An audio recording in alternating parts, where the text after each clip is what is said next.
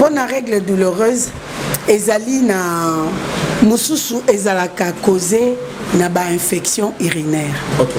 Mususu ezali causé na maintien ya ba slip na yo. Mususu ezali causé na ba protège slip. Mususu ezali causé na ba soins intimes. Ba soins intimes moko ba sala boye. Ba sala la mingi et tout. Ba biloko wana à la longue et memaka soit ma infection, soit ma complication na o étali règle, soit ma douleur moko atroce aux os et ba maîtriser, voire même et memaka ba cancer. OK, na mobile non. Des mobile a eu sur sangani nzoto ko pesa. Des cancers exact contagiosité. Na règle douloureuse. Est-ce que infection puis mobile a peut provoquer règle? Mais oui. Ah bon? Possible. Ah déjà pour commencer, toujours le bela règle douloureuse.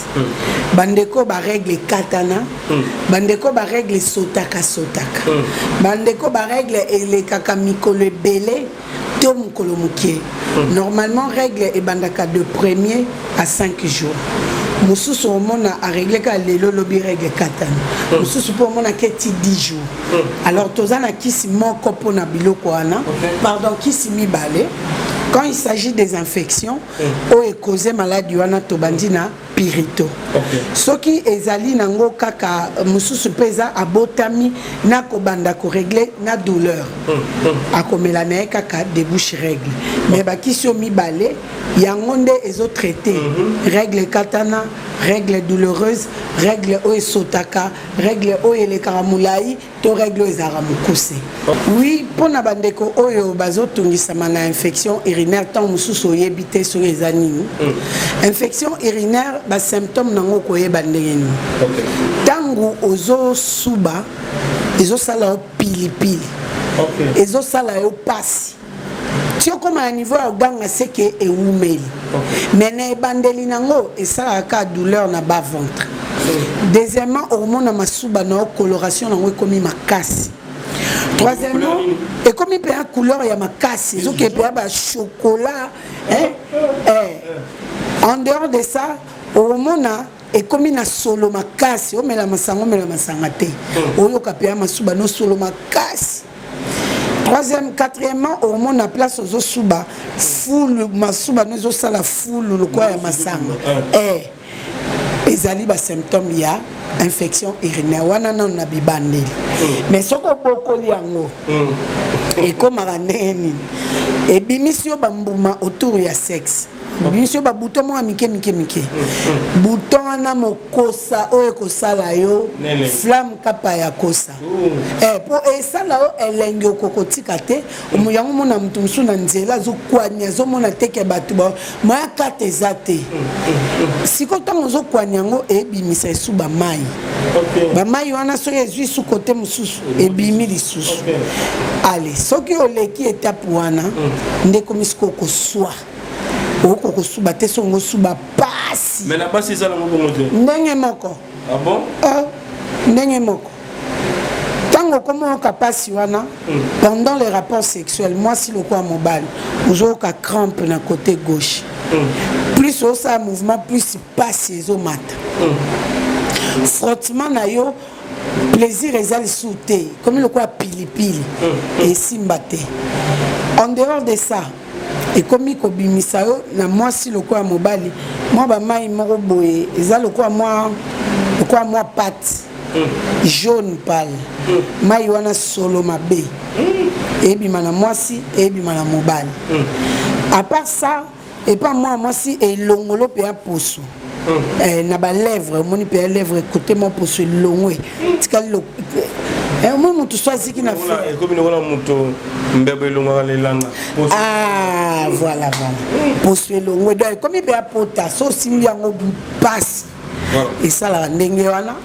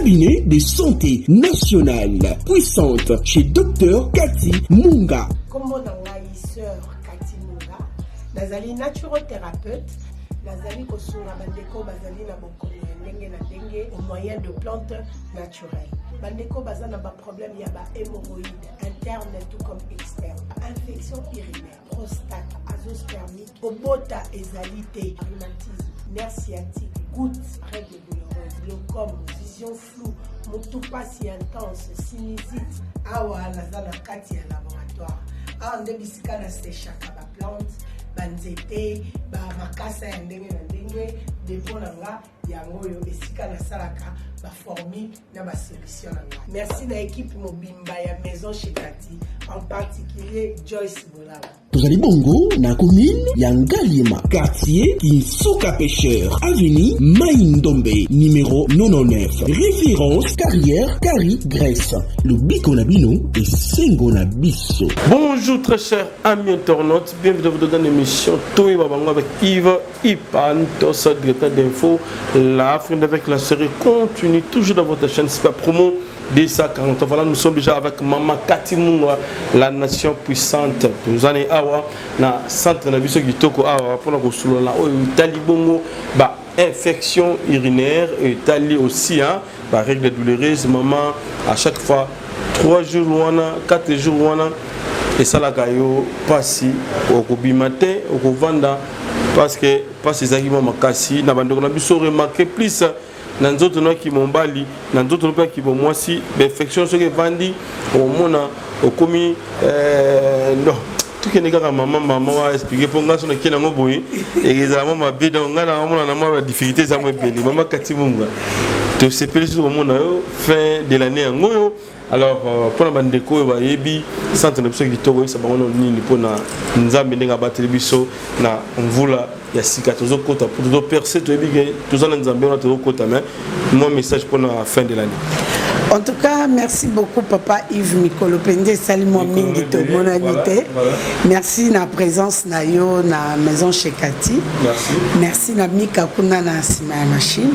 Bandeko yo bokolanda ngamba la liboso na Super Promo 243. Kombo na ngai Maman Cathy Munga, nazali naturothérapeute, nazali ko soigner au moyen de plantes naturelles.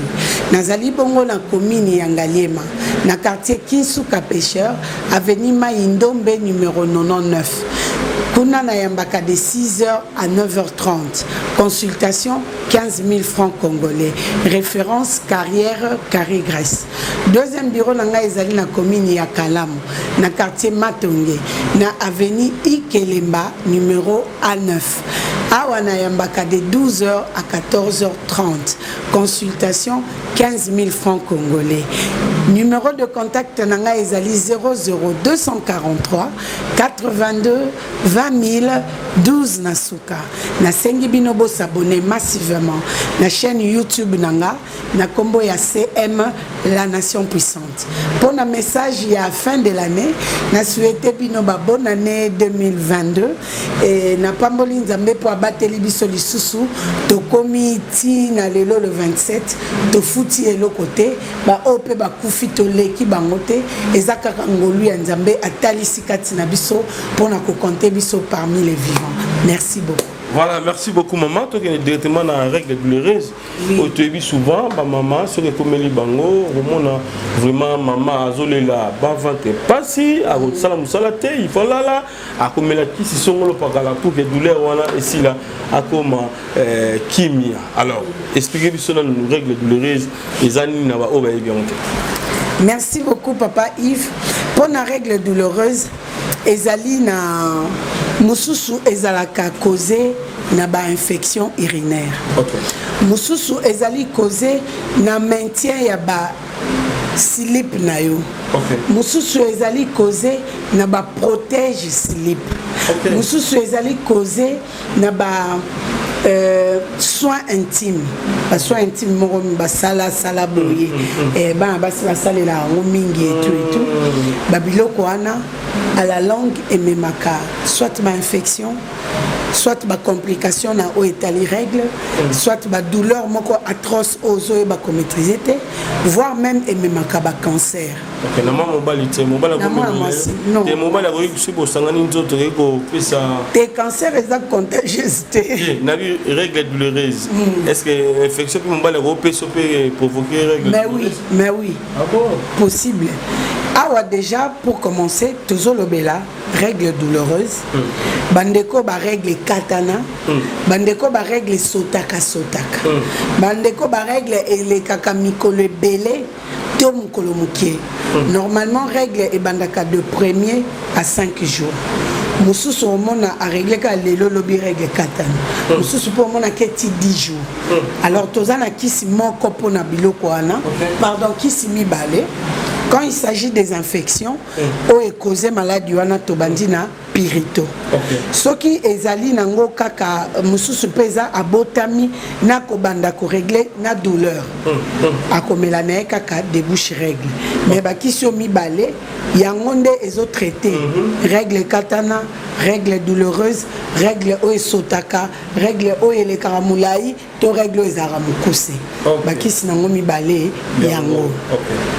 Sikoyo mutu oyo okoki koyeba oza na règle douloureuse et ça la nango ba malaise et loko soki ezoya moi zo kaka moi eloko monjo tezo saka moi bien mais oyo komara ke okomi ko se tordre de douleur obaluka na mabele libumu pasi kosanza diarrhée bavant donc ozoko kwa kolia te wana anomalie ezali mususu bimi mwindu makasi mususu ezapé bimi mwindu mususu bimi rose donc ezali ba signe o ezotalisa que ça ne va pas au moins na nzoto ndenge ezara so nzoto eza bien te et se manifestera na fièvre na côté na biso pe appareil ya bana basi soki quelque chose ne va pas et que se manifester na règle soit ebimi ya couleur makasi soit ebimi ba mbuma soit ebimi au moins le quoi ba rogno yona koka oli yango te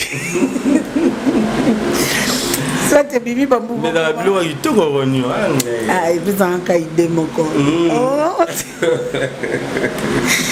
sikoyo et ça la ndenge wana alors tango komona règle no ezali ya ba mbuma ebele soit ezo sopana ebele soit libumu pasi soit ezate soit na mo régler na mo kuno régler te ça ne va pas ba cycle peut comment sauter sur voilà cycle ezali sous fixité ni sous bazara lelo mois au 26 mois kuno comme 28 donc eza stable te et là on a resenga ya liboso de ko maman de ko jeune fille OK hôpital moderne basali yo ba examen et sur base ya examen de oye ko consulter na maison chez Kati nena oye basiko en fonction un résultat qui sinini il faut ko banda nango mais toza na dekis pirito na débouche règle tant on a rota la résultat de ko permettre ngana yeba est-ce que qui si yango il faut mais la combien de temps combien de bouteilles délai nango ko suka quand ezali sur base ya résultat au côté dans l'hôpital nde yango eko permettre traitement na biso et puis ce qui est aussi ici traitement zonga isusu na hôpital kende ko sala contrôle pona koyeba est-ce que kisi mama na pesinga esunginga na biki na komi bien parce que na règle na o ekoya oko remarquer que ba passe na ndo yoka ezate to ko sanza to diarrhée to nini et ils ont ça rappelle règle normale mais traitement débouche règle faut que ça en pendant 3 mois wana na bateau yo règle les eaux sauter moi ebimi te mais pour na bateau règle katana bon ça nango 6 mois consommation ndenge nini consommation est différent mutu oyo règle ezali douloureuse net témoignage auto za nango ezali ya adolescente azana 16 ans eza nièce na ngai moi na petite sœur na nga depuis 11 ans ya ba règle na ye en tout cas à souffrir nango mingi mais au moins kuna poto solution ezala kaka pilile yepe lokola za mfumu buku atanga kama kasi mwana Miss Mongo, je te salue et merci pour ton témoignage. Voilà. et attends mingi ye moko consulter déjà sur internet ayebi ba benga ngoni ba kisi ba pilule wala ayebi ba sorte ba pilule wana et ayebi ba conséquences nango na nzoto alingaki komela yango te elle préfère baluka na ba pasi na ye mais Alex sa règle pilule a romela te Dieu merci et petite sœur nanga ebisi en tout cas yaya moi non awa moyen te parce que ça na règle to kopé maté penega to ke l'hôpital na urgence ba voisin faut ba yo bayeba abi ye moko na témoignage na bi mo bandolo ba sa bisalela o eza bisalela te ndena ko tindela ekisi na tindeli ekisi wana combien même amélia on a nous longtemps pour et ça la soit un mois soit 2 semaines fais ça rapide pendant que ça la vidéo wana elle était dans ces périodes le bakutunga ipenda ba Noël non les qui sont au cabo et baninga ba fêter moi je serai dans des douleurs et tout c'est pas intéressant mais au moment où salango avec un grand sourire elle était dans ces périodes donc ezaka kapona ba adolescente ba maman au bazana situation au bazali ba jeune fille au bazana ba situation au bazali alors kokanga motema te kokoma ndoyi ya diclofenac te kokoma camarade ya papa Vérine te yaka ko se faire soigner na débouche règle na pirito okozongela sourire okobosa na ke na ba jour nazara na se mabele na ba jour nazara kolala o ya libela ko obiki ya libela et puis il faut contrôler mode de vie na yo parce que yango pe ekoki ko sala ke ozonga lisusu ce qui ozo continuer na ba prothèse slip na ko déconseiller na ba fille nyonso na ba maman nyonso biso ba tout monde na prothèse slip eza style eza ebi miso fille à classe to maman moko branché te et même akaba infection ebele et créer akaba maladie ebele na déconseiller bino pona ba ba soins intimes na tanga ba kombote ngana bino to yebi ba soins intimes wana eza ba kombo ebele na ba forme ya milange ebele na tanga ba kombote mais na déconseiller bino yango na déconseiller bino prothèse slip et puis tango boza na ba période na bino ya ba règle en tout cas fais de ton mieux chaque 3 heures au longo la cabane hygiénique au longo li otie mususu ezala bandeko ba utilisaka ba tampax ezala ya okotisa chaque 3 heures na kokai ko ba 1 heure même ici ba 1 heure na jour on tia bande hygiénique combien de fois chaque 3 heures au longoli chaque 3 heures au longoli parce que ça t'évite de te recontaminer et il sous comme mais sous ba kakatano ba maladie ndenge na ndenge donc bande hygiénique na okole ki sango delà de 3 heures prothèse slip kabwana na yango soko subizwa papier na yo pangusa point barre tika prothèse slip tika ba soins intimes ba nini wana batekela biso ezaka na ba savon biloko nyonso eza chimique et même akaba cancer lelo ba cancer ekoma ya utérus ba cancer de col ba cancer de boye likolo ya bitiatia likolo ya bibaka éviter kotiaka biloko pamba na liboso na mai ekosimba nango liboso na ai ekosimba nango mais tika bitiatia nani atiaki alobi esali les antibiotiques munene antibiotiques ya osakanate donc salela biloko eza naturel eza euti na nature moko na poso na yo na nzoto na yo toza ba bantu toza eza mundele eza la bantu nous tous on a été créés par la poussière mabele nde sala biso ba fruits on a ba ingrédients on a tangelio euti na mabele nangana yo na ingrédients na tozali nature moko yango nazo conseiller éviter ba produits chimiques pour na lobby okoma na ba problème ote bandeko bazotungisa manango conseil gratuit wana oyo papa marche avec ba classe ya ofele ba pesio kisi ba bakiseli na mate. Voilà, ça c'est bien. Alors tout le monde va utiliser la piste comment dirais-je tangawis. Et c'est tangawis pena ndenge ba mama eza ma betu za malamu ba ngwandi mingi batu ya Équateur côté na bino kuna bosale la mingi. Oui, quoi utiliser tangawizi. Abi ki abi mena mbali lobi lelo asali lali na tangawizi, atambuli na tangawizi. Te ko utiliser tangawizi eza penza mabete. Mais il faut y avoir façon nini ya kosalela yango. Ya kosalela yango nde mutu eza important. Koki kosalela yango nga personnellement na conseiller akabatu te ko baka biloko liboso. Et donc on a koki ko conseiller ko baka liboso eza aïe. Et puis na ba moins d'une heure au longoli nao. Mais ko tchatcha ba biloko ça fragilise bon moi sinayo et puis et ko memela ba conséquences plus tard. Ko tchatanga oui c'est eza mabete mais lobby okuna lo po ko bimana mibale silité. Lelo obima surtout ba femme mariée lelo obima papa lobby on a besoin lobby au temps combien de fois. Tout excès nuit. Donc il faut que baka ko se maintenir. Ça c'est bien, je crois bien au moment où on biso. Alors tout ça la rabilo roté pon de quoi ça là qui et voilà.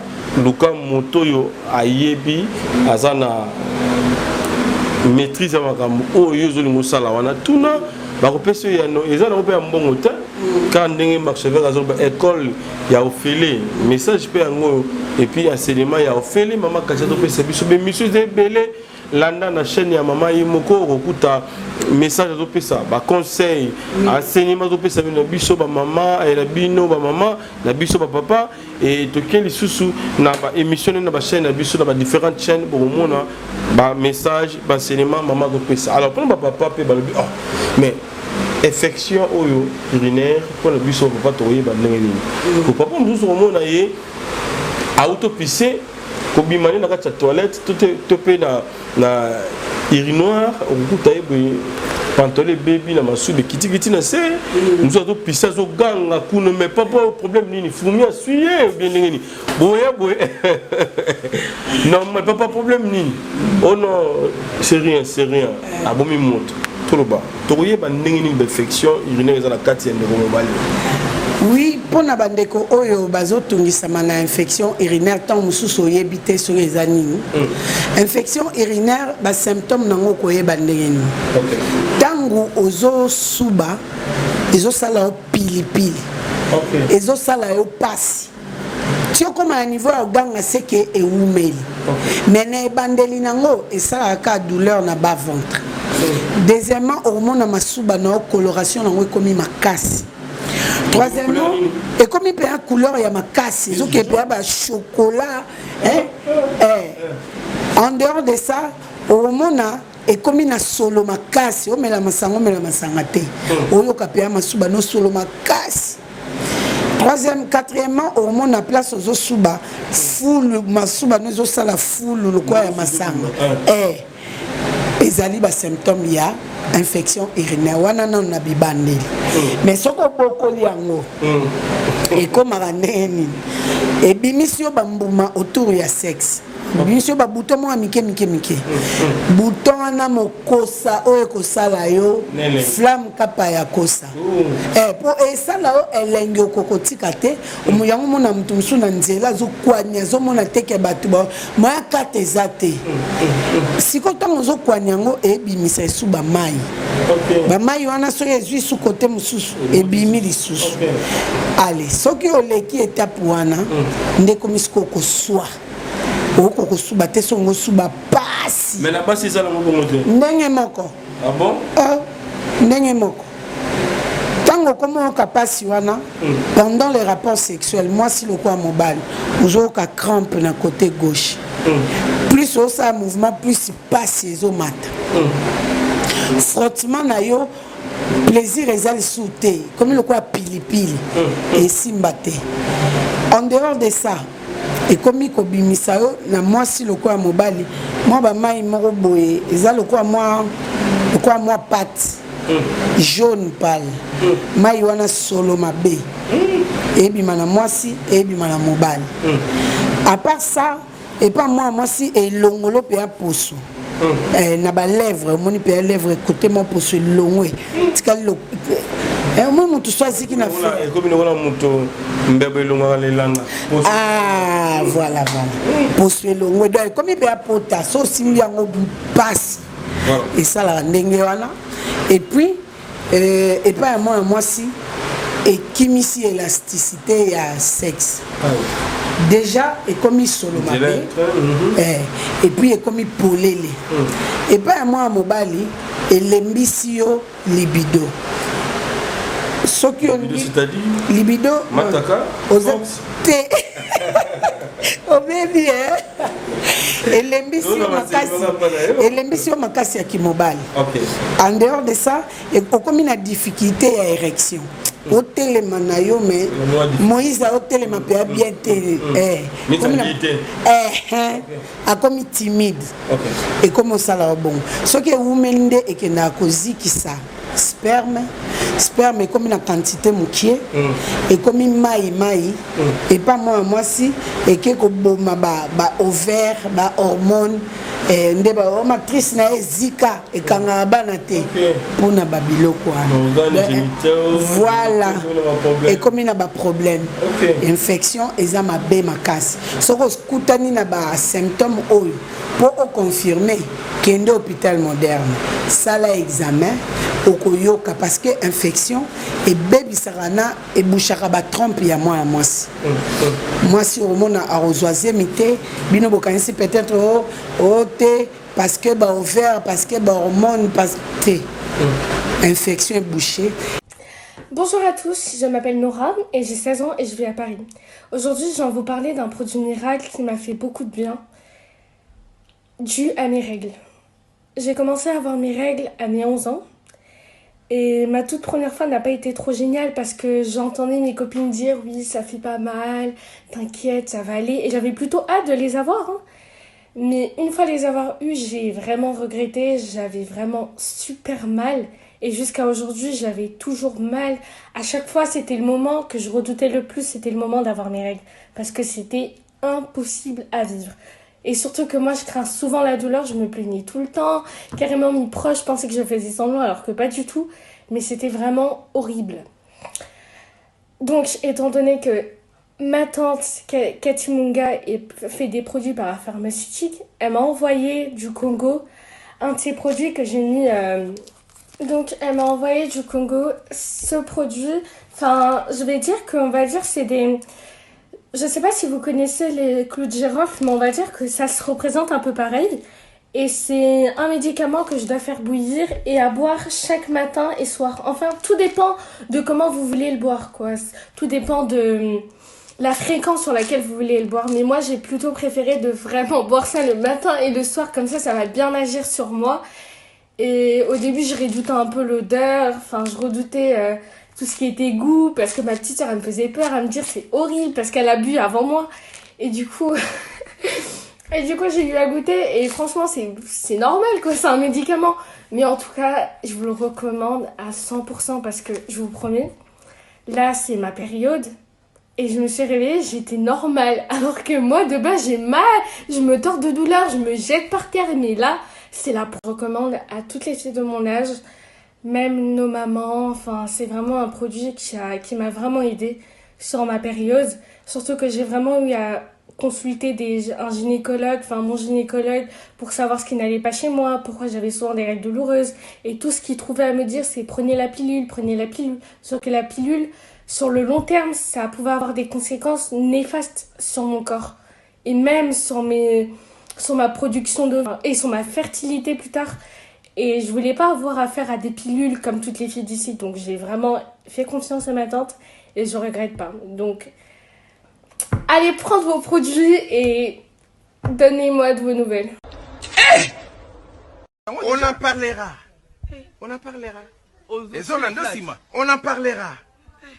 Ah, cette vie-là qu'on a cherché, qu'on a trouvé. J'aimerais dire j'adore. On adore, que dire. Je crois bien, Bohut Kolanda, témoignage, Jabandeko Babiki na centre, la nation puissante, il y a maman Natso Katimunga, et Torotika micro, bon, on a beaucoup de maman, pour que, à éclairer, maman, papa, oyo, se retrouver dans ma ramon Chutolobi Awa. N'hésitez même pas, Benga, dans ma numéro, ils ont affiché, wana, numéro maman Katimunga, c'est bien mentionné, Nalikolo, ya écran à biso, Bobengiye. et que la mienne pour que la solution on a besoin de santé nous on attend pour ça pour bika aux force pour ceux qui ont salité bana mukumba chaque jour dans ngo ils a défi et ils a passi et c'est difficile pour que tous les cas na makamu susu oyo nzambe abomusu mukolo ezali koya. Voilà, je crois bien de komi na suka émission na biso to tiki message na mama Katimumba pour la bande de WhatsApp numéro de téléphone de Merci beaucoup, papa Yves. Pour ça, pour le papa, et moi, du biche aussi la raté. Message pour la biche, bien oui, tu ne jamais clôturer l'émission sans parler de l'hémorroïde. Parce que l'hémorroïde, les aliments malades, ils ont fait ça passe dans ma couple, passe dans nzoto ya basi lokola mibali. Ndeko oyo lingi oyeba. Hémorroïde ça la rendengeni. Yokanga malamu. Hémorroïdes, les maladies ils ont compliqué yo na niveau de la santé. Déjà, et bandi ko sala o Congo passe. Pour les autres, bayo kaka vide, ayo biso nazoka vide na luketu, on dirait balongo linge loko mokoani. Mususu ayo biso nazoka malili, je ne sens pas mon dos. Mususu ayo biso yo nazoka moto na mukongo. Mususu aroyoka makolo na se à plante de pied chaleur ezobima. Okomi koyoka ba courbature, makolo komi ko sala ba crampe, okomi na déséquilibre. Ezali ba symptômes ya hémorroïde. Tant que oza ko betango kara yango pe vandi wana tezo changer ba forme. Et les qui wana et comme sala ba ballonnement. Et comme ko sala ba bourdonnement, libumo comme ko liemba, kou. Toleki wana komi ko sala ba gaz pamba pamba moi si le kola mobile o komi ko péter à tout moment. Tant aussi si on a ememelio manque d'appétit ozo koka esu ko liate ememelio manque d'appétit sexuel on néglige les sous kaka et yesi koyo na papa ememi faiblesse sexuelle ememi éjaculation précoce ememelio constipation na mususu et comme ça là ba diarrhée moko ya ba zei mususu komi ko sala sel na makila mususu kutu sel ezobimate makila na makila tango komi na niveau makila wana et comme sikoyo érection matinale et comme il y a tantôt plutôt il y a délestage les lo bâton et telemi lobi drapeau eza en deuil lobby et télémité mususu télémi nao obadio poussa na kaka pembeni ya mama boibu mandoke kwei mususu okoti na ope na front na kati kuna kaka bu mandoke kwei ezali ba symptômes ya hémorroïde côté ya ba mama hormona au perdre élasticité vaginale. Tant aux perdre l'élasticité, au comique au sala, ba fuite d'air, au comique au sala, ba paix vaginale. Pendant les rapports aux oyo kapenda, nzembo bakano ezobeta kuna ya kosakanate. Ezali hémorroïde oyo e umeli. Et pas il y a ba papa pour clôturer. Et même aussi qu'au rétrécissement et à bâton de Moïse. Bâton de Moïse est commis mukuse. Bâton de Moïse est condi. Ezali ba signe o etalisaka ke hémorroïde na yo e umeli. Et comme on memela ba fatigue générale. O komi ko konda elia kanzoto. Ko vanda bongote. Benganga na 00243 82 20 000 12 na suka. En passant, bandeko bazana problème ya kobota. Moi si lokola mobali. Boya na maison chez Kati. Ndeko yo oyo règle katana. Ndeko yo oyo koma na ménopause te, règle koma ko sauter lelo yelobi yete. Yaka na maison chez Kati. Na maison chez Kati tozo sunga bandeko bazana mabandi. Suki ebota raté. Alopécie. Suki ezana épaisseur te. Suki eyaka milaïté. Suki ezwaka misunité. Ndeko azana problème ya sensibilité dentaire. Mino eza mingai. Okokara koleka kote ba gister bazate. Poma bende ona ndesara chui esa mutu passe. Soki ozo brosser makile ezo bimayo na mine. Okokara kolia obiso to bengaka 5 glace te. Okokara kolia biloko moto te. Yaka na maison chez Kati, fraîcheur haleine eza na mpona kosunga yo ndeko mwasi munoko solo papa munoko solo moyen opesa bize eza te maison Shekati aza na solution mpona yo bandeko bazalaka na poso kubuka otia mafuta ezokanga te géographie ndenga ye toza na huile de coco mpona kosunga bandeko baza na banduta naturel ozalaki moke oye monene nduta ebimi ozalaki na zemi libumu esedila te nduta ebimi omelisaki mabele evimbi nduta ebimi huile de coco ezali mpona kosunga yo ndeko na ngai yo moto oza na problème ya nerf sciatique hernie discale rhumatisme goutte yaka na maison Shekati solution ezali ndeko oza na problème ya hépatite B kisi nango na sina yebisaki bino emonani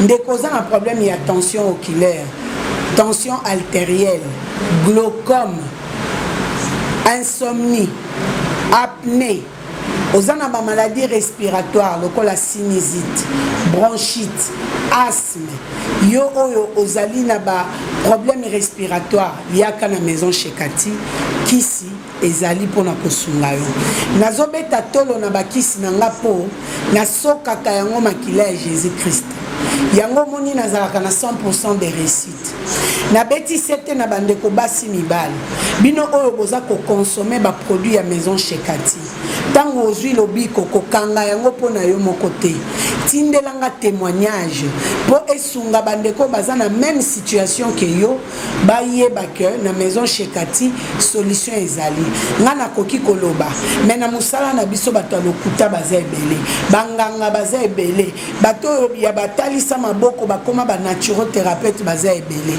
me ngai naza différent parce que j'appartiens à Jésus-Christ 100% de père et de la mère kunaka Yesu nde mokonzi yango moni ba résultat ezozala nalingi kotiela bino ba faux témoignage te naza na possibilité ya kosala ngo mais nalingi nazala honnête nalingi bino moko ba consommateur botinda ba témoignage les 30 décembre tokosala rétro nakolobela kaka sur les témoignages bomona quand même musala nini nasali na mbula oto bandaki pena ndenge tokomi na suka ndeko yo ozo se plaindre numéro na nga na yambaka te naza difficile na téléphone eza côté tango ozobenga nga tango mosusu nazotourne émission na papa Yves Pan tango ozobenga nga tango mosusu naza na laboratoire faut nazala concentré moyen na simba téléphone ezate tango ozobenga nga tango mosusu naza kose ressourcer na église kuna epa le roi de roi bayaka na téléphone te ata epa fachi totika la téléphone imagine toi le grand créateur moyen na kende na téléphone ezate tikelanga message tango na kokoma disponible na ko répondre tikelanga voice tikelanga message na ko répondre soki omoni message no umeli kobeta peli bakute ça m'arrive d'avoir 700 WhatsApp na répondra ka ko fur et à mesure en tout cas na répondra ka mutu nyonso numéro de contact nanga na bandeli ezali 00243 82 20 012 na suka bo s'abonner massivement na page YouTube nanga na kombo ya CM la nation puissante bo tinda mituna na bino bo visiter chaîne bo partager bo liker poto sunga bandeko bazana nu ba ignorant nazali kopesa merci na équipe ya Super Promo 243 wana nazomona Mika na sima ya machine merci na Plamedi pona apport na yo na musala o tozo sala merci lisusu na évangéliste Michel Kouchou merci na les grands gérants ya Noël Ndole, autrement dit Yangiama, merci na musala na okitoko, merci na équipe mobimba ya maison Shekati, merci na famille Munga, famille Mukoka, famille Sengambo, bino mutubolinga kozala bakoba ya maison Shekati pour sauver des vies, kolo eswa pambola bino, merci na famille Cursus Honorum d'Elizipa pour na soutien na bino, peso ki kolo yeswa zongite, ndeto mona nimbala ya sima, bye bye. Cabinet de santé nationale puissante chez Dr Cathy Munga. Comment dans la sœur nazali naturothérapeute. Nazali kosunga bandeko bazali na bokono ndenge na ndenge au moyen de plantes naturelles.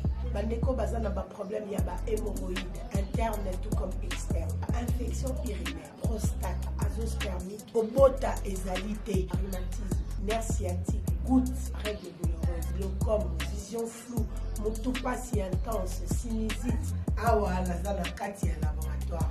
Awa nde bisika na séchaka ba plante banzete ba makasa ya ndenge na ndenge depo na nga yango yo esika na salaka ba formule na ba solution na nga. Merci na équipe mobimba ya maison chez Tati, en particulier Joyce Bolala.